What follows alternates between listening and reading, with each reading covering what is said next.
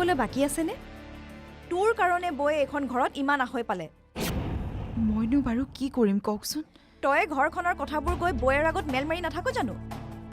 ঘৰখনৰ দুৰ্বলতাবোৰ জনাৰ পাছত এতিয়া আৰু থাকিল কি? বৌক আপোনালোকে বহুত ভুলকৈ বুজে। বৌয়ে এইখন ঘৰৰ কেতিয়াও বেয়া চিন্তা নকৰে। বৌ তেনেকুৱা মানুহেই নহয়। বৌয়েৰৰ কথা একো ক'বই নোৱাৰি। এজনীয়েতো ঘৰ এৰি গুচি গ'লেই। চাবি আকৌ এনেকৈ থাকিলে কোনোবা দিনা তোৰো দিন গলিব। ভালেৰে থাকিবলৈ মন আছে যদি থাক, নহ'লে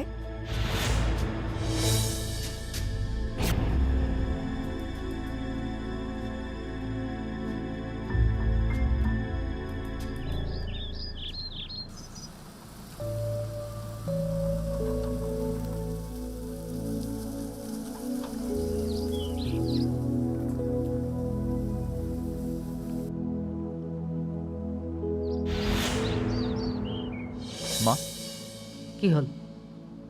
তুমি কি মোক কিবা বেয়া পাই আছা নেকি? মই ঘৰলৈ অহাটো তুমি কি ভাল পোৱা নাই নেকি? মোৰ ভাল পোৱা বেয়া পোৱাৰ লগত কাৰো কথা নিমিলে, গতিকে এইবোৰ প্ৰশ্ন নকৰিবি। মা তুমি কথাবোৰ এনেকৈ কিয় কৈছা?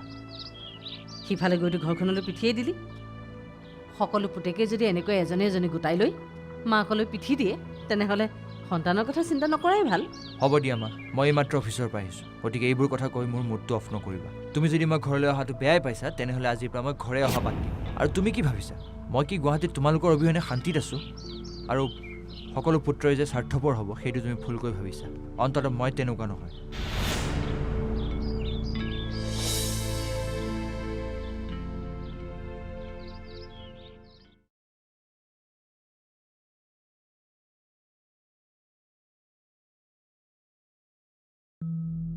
হেৰা,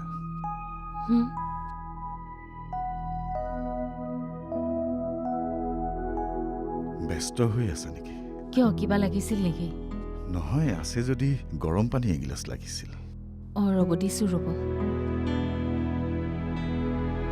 মনলৈ এটা চিন্তা আহিছে বুজিছা। ভাবিছোঁ তোমাৰ লগতো কথাটো এবাৰ আলোচনা কৰোঁ। কি কথানো কওকচোন? মানে এই যে পল্লৱী পলাশ, মানে পল্লৱ পলাশ দুইজন যে একেই, অঁ কথাটোতো সঁচা, অঁ কিন্তু ক'ৰবাত কিবা এটা খেলি মেলি আছে বুজিছা।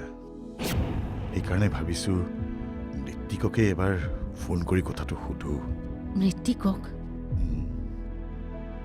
পল্লৱৰ লগত ঋত্বিকৰ ভাল, শুনিছোঁ দুইজন ভাল বন্ধু, ঘৰলৈ অহা যোৱা আছে বোলে।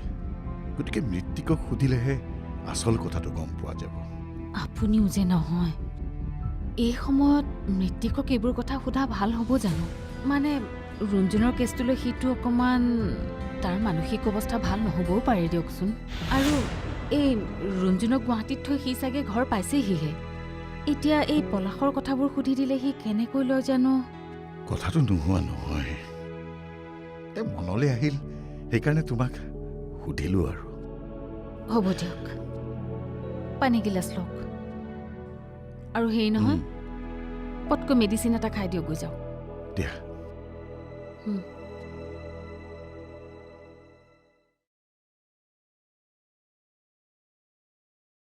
দেউতা, অঁ, বহ। এতিয়া কচোন, ভাল ঘৰ এটা চাই দিলি নে? ৰুণ গুৱাহাটীত অকলে থাকিব পাৰিবতো? মোৰ মতেতো পাৰিব দেউতা। ঠিক আছে দে, এটা কাম কৰিবি, গুৱাহাটীৰ অফিচৰ কামবোৰ ভালকৈ বুজাই দিবি। হ'ব দিয়া, দুইজনে কামবোৰ ভগাই ল'লেই হ'ল। আৰু পল্লৱ থকা ঘৰটো ৰঞ্জুন থকা ঘৰটোৰ পৰা বেছি দূৰ নহয়। আৰু মই পল্লৱকো কৈছোঁ তাৰ ৱাইফৰ লগত চিনাকি কৰাই দিবলৈ, ৰঞ্জুনৰো সহায় হ'ব।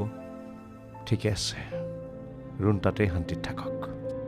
ইয়াততো আৰু এয়াই, এতিয়া সকলোবোৰ শান্তিত লাগিল যেতিয়া অফিচৰ কামত গুৰুত্ব দিবলগীয়া হৈছে।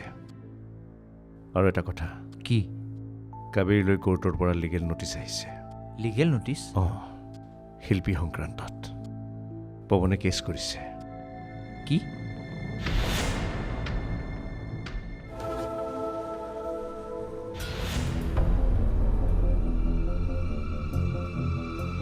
দত্ত, বৰ ডাঙৰ কথা হ'ল নহয়। এনেই টেনশ্যন হৈ আছে, তুমি আকৌ কি ডাঙৰ কথা? আৰে আপোনাৰতো বাদ দিয়ক, মোৰতো এনে উৰুৱাই দিয়া কথা নহয়, চিৰিয়াছ কথা। কি হ'ল? সেইদিনাখন যে আপোনাৰ শহুৰ দেউতাৰ ডকুমেণ্টছখিনি আনিবলৈ যাওঁতে এই সিদ্ধাৰ্থ নে কি সেই ল'ৰাটো তাৰ ওচৰত যে মই পল্লৱ হৈ গৈছিলোঁ, তাক আকৌ সেইদিনাখন লগ পালোঁ নহয়। সিদ্ধাৰ্থক? অঁ, সি মোক পল্লৱ বুলি মাতিছিলে। মই কথাবোৰ পাহৰি আছিলোঁ। তাতে আকৌ সেইদিনাখন প্ৰথম লগ পাইছিলোঁ, অঁ, চেহেৰাটোও মনত নাই। তাৰপাছত? তাৰপিছত আৰু কি হ'ব, মোৰ পৰা গোটেইখিনি কথা উলিয়াই ল'লে। আৰে তুমি কথাখিনি কিয় কৈ দিলা? আৰে উপায় নাই, নহ'লে মই ফচিব লাগিব ন। এই সকলো ফালেই টেনশ্যন। এতিয়া বহুত প্ৰব্লেম হ'ব নেকি? প্ৰব্লেম হ'বলৈ কি আছে? অলৰেডি চাগে শহুৰ দেউতাৰ কাণত কথাটো পৰিলেই। অহ, চৰি দত্ত। হ'ব দিয়া, তুমি এতিয়া গৈ থাকা। তোমাৰ গাতো দুখ নাই, মোৰে বেড লাক। কিমান দিন আৰু ফাঁকি দি থাকিম? এদিন সঁচা কথাবোৰ ওলাবই। প্লিজ মোক বেয়া নাপাব, মই আপোনাক সেইদিনাখনে কথা এষাৰ ক'ম বুলি ভাবিছিলোঁ। পিছত আপোনাক ফোনো কৰিছিলোঁ, ফোনত পোৱা নাই। সেয়েহে আজি লগ কৰিব আহিলোঁ। হ'ব দিয়া, তুমি এতিয়া গৈ থাকা।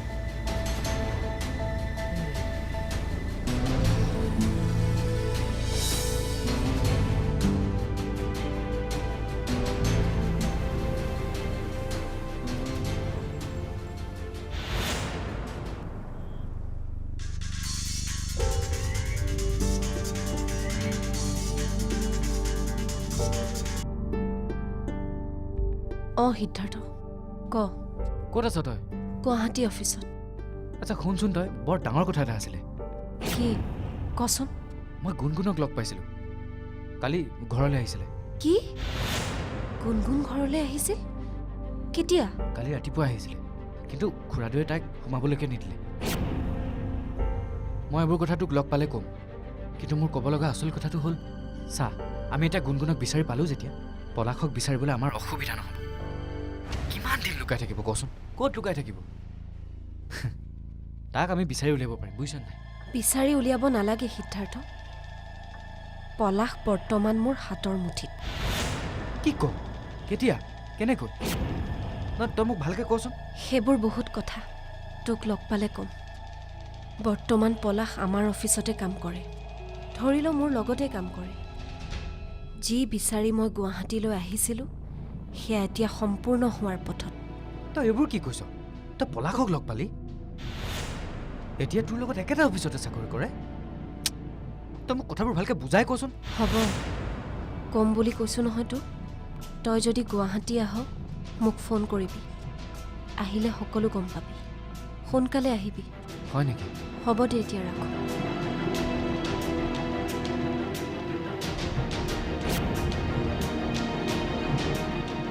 কি যে হৈ থাকে নহয়, কথাবিলাক ভাবিয়ে দেখোন আচৰিত লাগে। ৰঞ্জুন আৰু পলাশে একেলগে কাম কৰে, একেটা অফিচতে। ইমান সহজকৈ কথাবোৰ কেনেকৈ ল'ব পাৰিছে তাই? মই কাইলৈ গুৱাহাটীলৈ যাব লাগিব, আচল ৰহস্য মই জানি আহিব লাগিব। এফালে আহিছে গুণগুণ, সিফালে আকৌ পলাশ। নাই নাই, কিবাটো খেলি মেলি আছে।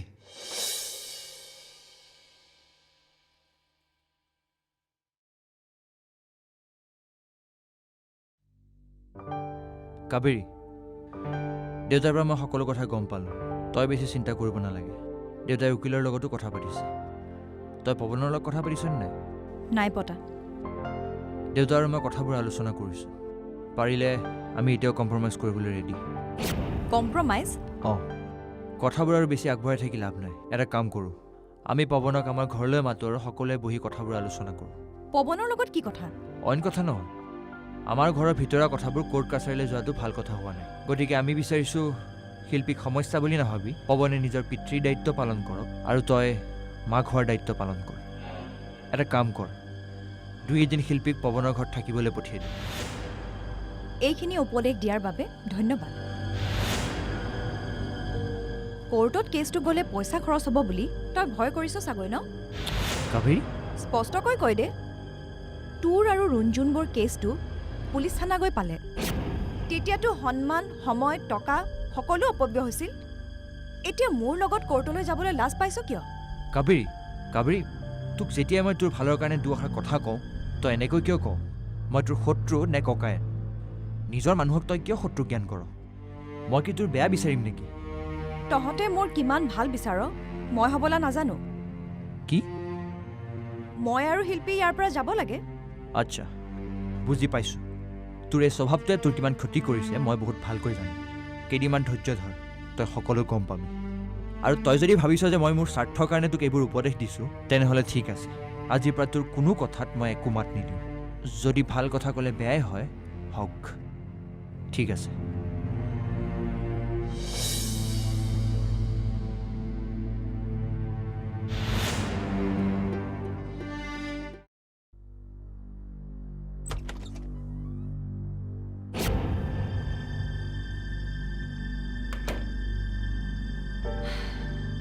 মোৰ কেইটামান কথা পাতিবলগীয়া আছিল। অকণমান সময় হ'বনে? অফিচৰ কথা হ'লে নিশ্চয় হ'ব। বিজনেছৰ কথাবোৰ এতিয়া ইয়াতে নাপাতি কেতিয়া পাতিম? অফিচৰ কথা পাতিবলগীয়া নাই, মোৰ জীৱন সম্পৰ্কে কিছু কথা পাতিবলগীয়া আছে। কাৰণ এইখিনি কথা যদি মই তোমাক নকওঁ, তেনেহ'লে হয়তো তুমি মোক গোটেই জীৱন দুখ দি থাকিবা। তুমি যদি মোক অনুমতি দিয়া। মিষ্টাৰ পল্লৱ, মোৰ প্ৰকৃত নাম পলাশ।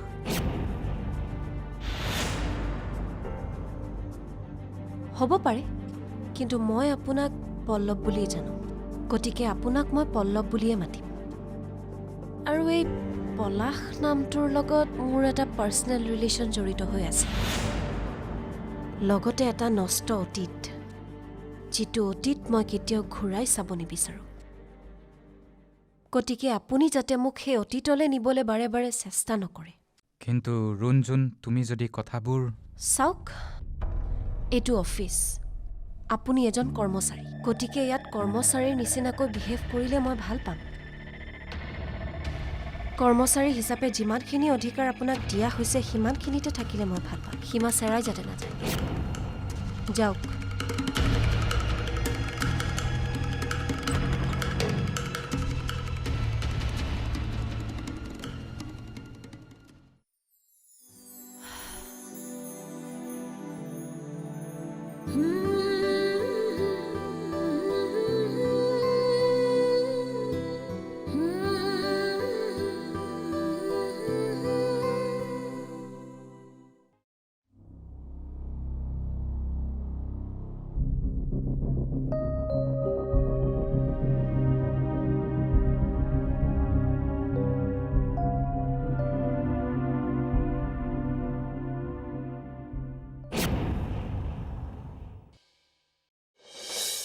আপুনি কামবোৰ কৰোঁতে অকণমান ভাবিবচোন। আপুনি বাৰু সকলোবোৰ কাম নভবা নিচিন্তাকৈ কিয় কৰে? কি কৰিলোঁ মই? কি কৰিলোঁ মই মানে? আপুনি দেউতাক হিচাপে দায়িত্ব জ্ঞান নাই নেকি? দায়িত্ব জ্ঞান?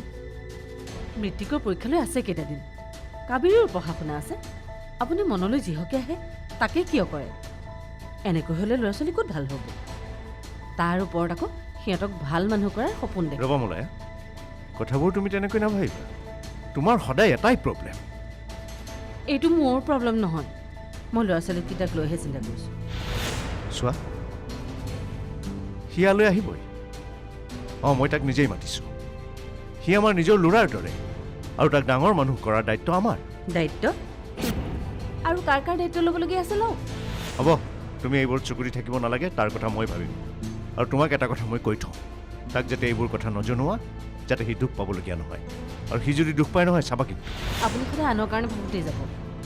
এইবোৰ যি দায়িত্ব ল'বলগীয়া আছে সেইবোৰ চব বাহিৰে বাহিৰে ল'ব, ঘৰলৈ নোসোমোৱাব। অঁ, তাৰমানে এতিয়া প্ৰতিটো কথাই মই তোমাক সুধি কৰিব লাগিব। চোৱা, এইবোৰ বিষয় লৈ যাতে ঘৰখনত তৰ্ক বিতৰ্ক নহয়, আৰু এই বিষয়টো লৈ যাতে মই বাহিৰত লাজ পাবলগীয়া নহয়। যোৱা এতিয়া।